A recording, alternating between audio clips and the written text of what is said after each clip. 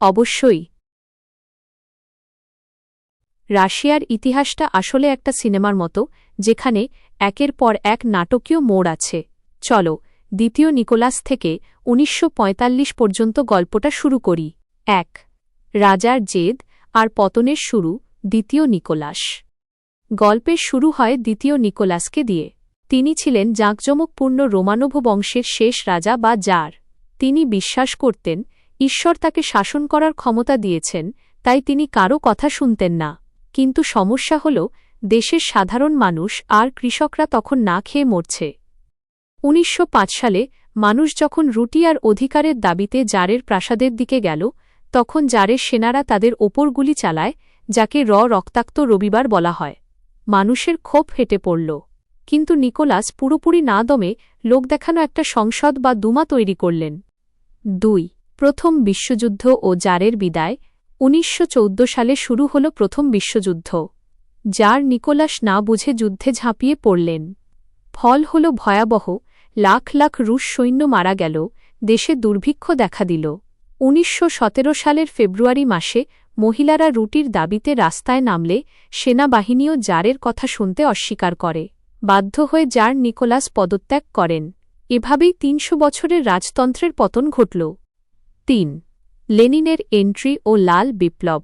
রাজা চলে যাওয়ার পর একটা অস্থায়ী সরকার এল, কিন্তু তারা যুদ্ধ থামাতে পারল না। এই সুযোগে সুইজারল্যান্ডে নির্বাসনে থাকা ভ্লাদিমির লেনিন রাশিয়ায় ফিরলেন। তিনি স্লোগান দিলেন, জমি, রুটি আর শান্তি। ১৯১৭ সালের অক্টোবর মাসে অক্টোবর বিপ্লব, লেনিনের লাল বাহিনী বলশেভিক ক্ষমতা দখল করে নিল। জন্ম নিল বিশ্বের প্রথম শ্রমিক কৃষকের দেশ সোভিয়েত ইউনিয়ন। ৪. রক্তক্ষয়ী গৃহযুদ্ধ ও নতুন রাশিয়া। ক্ষমতা নিলেই তো হয় না, চারপাশ থেকে শত্রুরা আক্রমণ শুরু করল। দেশের ভেতর রাজাপন্থী সাদা বাহিনী আর লেনিনের লাল বাহিনীর মধ্যে গৃহযুদ্ধ শুরু হল। লেনিন শক্ত হাতে দেশ সামলালেন এবং ১৯২১ সালে অর্থনীতি ঠিক করতে এনইপি বা নতুন অর্থনৈতিক নীতি আনলেন। কিন্তু ১৯২৪ সালে লেনিন মারা যাওয়ার পর শুরু হল আসল ক্ষমতার লড়াই। ৫. স্টালিনের লৌহ শাসন ও পঞ্চবার্ষিকী পরিকল্পনা। সবাইকে সরিয়ে ক্ষমতায় এলেন জোসেফ স্টালিন। তিনি ছিলেন পাথরের মতো শক্ত মনের মানুষ। তিনি বুঝলেন, রাশিয়াকে যদি শক্তিশালী করতে হয় তবে দ্রুত শিল্পায়ন করতে হবে। তিনি কৃষকদের জমি কেড়ে নিয়ে যৌথ খামার কলেকটিভাইজেশন বানালেন এবং একের পর এক পঞ্চবার্ষিকী পরিকল্পনা নিলেন।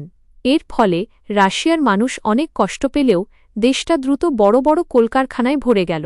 ৬. দ্বিতীয় বিশ্বযুদ্ধ ও মহাবিজয়। ১৯৩৯১৯৪৫। ১৯৩৯ সালে স্টালিন আর হিটলার জার্মানি চুক্তি করলেন যে তারা একে অপরকে মারবেন না। কিন্তু ১৯৪১ সালে হিটলার সেই চুক্তি ভেঙে রাশিয়া আক্রমণ করলেন, অপারেশন বারবারোসা। রাশিয়া প্রথমে পিছিয়ে পড়লেও স্ট্যালিনগ্রাদের যুদ্ধে জীবন বাজি রেখে লড়াই করে জার্মানদের হারিয়ে দিল। ১৯৪৫ সালের মে মাসে রাশিয়ার লাল ফৌজ বার্লিনে ঢুকে হিটলারের পতন ঘটাল। উপসংহার ১৯৪৫-৪৭। ১৯৪৫ সালে যুদ্ধ যখন শেষ হল, রাশিয়া আর সেই গরিব কৃষকের দেশ নেই। স্টালিনের নেতৃত্বে সোভিয়েত ইউনিয়ন তখন আমেরিকার সমকক্ষ এক সুপার পাওয়ার। তবে যুদ্ধের পর থেকেই রাশিয়ার সমাজতন্ত্র আর আমেরিকার পুঁজিবাদের মধ্যে শুরু হয়ে গেল এক নতুন লড়াই, যাকে আমরা বলি শীতল যুদ্ধ। গল্পটা কি মাথায় ঢুকেছে? এই প্রধান কয়েকটা চরিত্র আর যুদ্ধ মনে রাখলেই তুমি পরীক্ষায় যে কোনো বড় প্রশ্নের উত্তর গুছিয়ে লিখতে পারবে। আর কিছু কি অস্পষ্ট আছে?